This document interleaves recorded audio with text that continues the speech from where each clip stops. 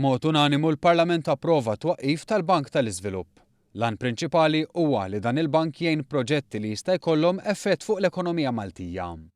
Wara li jsir proċess ta' due diligence, il-bank jagħmel l-aċċess għal finanzi iktar faċli għal kumpaniji żgħar u ta' daqs medju li jsibu diffikultajiet biex jiffinanzjaw lilhom infushom mis-suq u l-banek kummerċjali. Id-Deputat Prim Ministru Lewis Grech fisser kif il-Bank ta' Żvilupp huwa pass importanti għal qasam finanzjarju f'pajjiżna.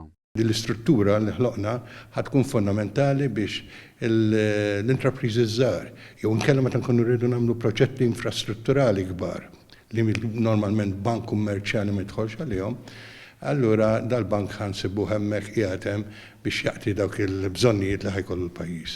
Il-Bank tal-Iżvilupp kien wegħed elettorali tal-Gvern, bank li ġie approvat mill-Kummissjoni Ewropea u li se jkun jista' jagħti self u garanzija minn bilanċ ta' 435 miljun euro.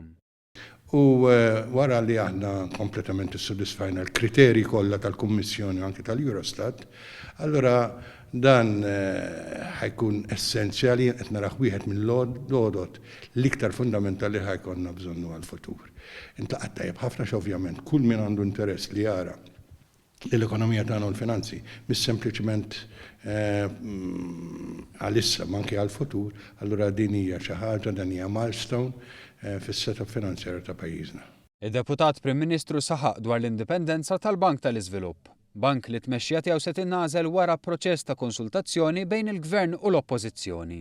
Konsultazzjonijiet saru mal-stakeholders kollha, ma' diversi nies li għandhom x'aqsmu ma' dal-qasam, però tajjeb ukoll li nixtieq insemmi li dal-bank ħajkollu struttura ta' supervizjoni qawwija, jiġifieri ħajkun autonomu mill-operat tal-Gvern, ħajkollu wkoll regoli u skrutinju b'saħħithom ħafna, ħajkollu diretturi indipendenti u kif semmejna waqt it-tieni reading, il-chairman tal-board u anke il-chairman president tal-board ta' supervizjoni ħajkun nikkonsultaw l-oppożizzjoni wkoll meta aħna naħtru dawn il-karigi.